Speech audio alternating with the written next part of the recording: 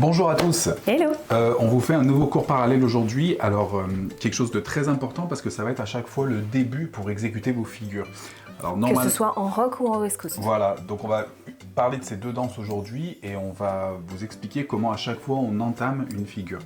C'est quelque chose que normalement on doit vous dire assez souvent en cours, mais c'est possible qu'il y ait des profs qui ne s'attardent pas forcément sur ces notions-là. Donc on vous le dit comme ça, vous les aurez. En fait, en West Coast par exemple, donc on est installé juste avant de partir et il va falloir guider vraiment en reculant. Le leader, le cavalier, il va vraiment guider en reculant et non pas en tirant le bras comme ça pour faire avancer. Donc on est connecté, on est installé l'un avec l'autre et du coup c'est mon poids du corps et tout mon déplacement qui va faire en sorte qu'elle avance. Donc quand je vais reculer ici, ça va lui faire un pas.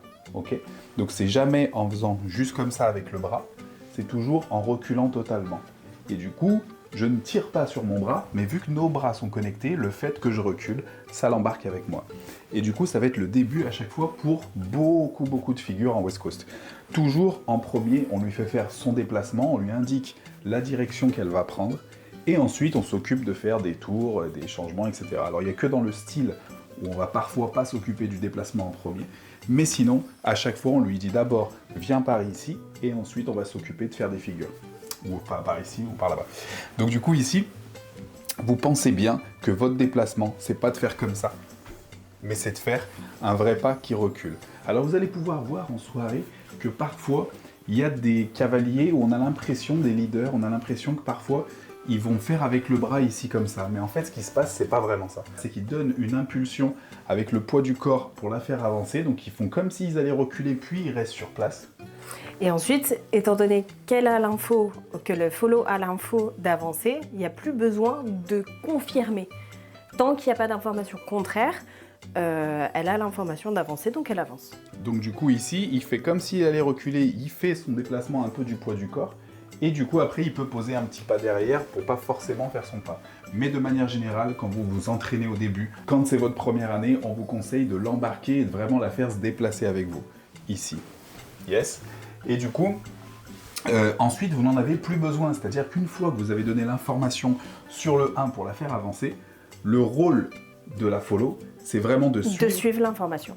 Et du coup, tant qu'il n'y a pas d'information contraire, on continue. C'est pour ça qu'on peut ensuite se faire plaisir à la faire se déplacer, puis ensuite à sortir de la ligne pour la faire passer devant nous et faire plein de choses ensuite derrière. D'ailleurs, d'informations contraires ou complémentaires. Voilà.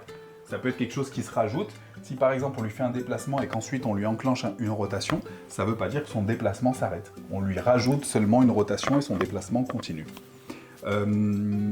Voilà, c'est tout pour le West Coast. On va passer au rock maintenant. Donc le rock, ça va être un petit peu différent, c'est-à-dire qu'on ne va pas guider dans le même sens pour qu'elle nous accompagne, mais on va créer une opposition entre les deux. Le 1-2 du rock, c'est un pas où on s'éloigne. On va chercher ici derrière.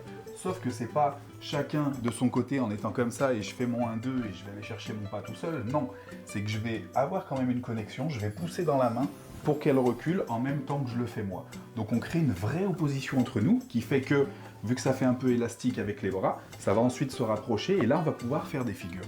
Donc quand on est ici, boing, ici je vais pouvoir la faire passer par exemple sous le bras. Ici, je vais pouvoir par exemple la faire passer pour venir derrière moi pour faire un passage arrière. C'est le 1-2 qui va créer toute l'énergie pour ensuite la passe qui vient. Exactement. Et du coup, on va utiliser ce 1-2 là, effectuer tout ce qui se passe derrière et on n'aura plus besoin de déclencher de l'énergie. Si je le fais pas et que je fais mon 1-2 ici comme ça sur place, pour pouvoir... Bon déjà, elle sent rien pour me suivre. Et du coup, pour pouvoir déclencher par exemple un enroulé, il va falloir que je tire sur les bras pour la ramener vers moi. Et ce sera vraiment pas du tout agréable. Au contraire, si je fais vraiment mon 1-2 avec l'effet ressort, ici, hop, j'ai plus rien à faire, elle va se rapprocher et forcément, elle va passer sous le bras. Ça se fait tout seul. Donc ici, pensez bien votre 1-2 à pousser la cavalière, à pousser la follow pour vraiment qu'elle fasse son 1-2. Ça existe aussi quand on est en passage arrière. Ici, je vais devoir pousser pour qu'elle fasse son 1-2 derrière. Et donc moi, soit je le fais avec elle, je l'accompagne, soit je peux faire mon 1-2 devant en tant que cavalier, en tant que leader, pour venir ici et créer l'opposition entre nous. Et du coup, après, pour pouvoir exécuter d'autres choses. Okay. Évidemment, ça nécessite que votre bras, les follow, soit tenu et dynamique. Si il me pousse et que ça fait plier mon coude, là, ça n'a aucun sens et il n'a aucun contrôle sur votre corps. En revanche, si je mets une résistance, là, ça va être intéressant et là, toute l'énergie qu'il me donne sur le 1, sur le 1-2, elle servira vraiment jusqu'à la fin de la passe. Donc voilà, pensez-y bien, la première chose que vous devez guider, c'est soit créer une énergie entre vous, soit la faire se déplacer, et forcément, c'est ce qui va confirmer toute la suite de la figure. Donc il ne faut pas négliger ça, c'est vraiment le début, on ne va pas créer d'énergie pendant qu'on danse. En dehors de ça, à part parfois des petites contradictions dans les déplacements pour faire des effets un petit peu intéressants, mais sinon, dans le West Coast, c'est vraiment ici je crée l'énergie et après on va créer avec ça. Et en rock, ici je crée l'énergie et ensuite on va travailler avec ça. Donc voilà, merci à tous, mettez bien en application ça, c'est très important la manière dont vous commencez vos figures, qui très souvent on commence de la même manière, il y a bien sûr des exceptions que vous verrez en cours, mais en l'occurrence, la plupart du temps c'est comme ça, surtout pour la première année. N'hésitez pas à mettre des commentaires et n'hésitez pas à poser des questions aussi. Oui, vous n'hésitez pas sur n'importe quel sujet. Ah, j'aimerais bien que vous traitiez de ça, j'aimerais bien que vous abordiez ça. Ce truc-là, je ne l'ai pas compris en cours, est-ce que vous pouvez me dire, etc. Voilà, vous n'hésitez pas, on est là pour ça.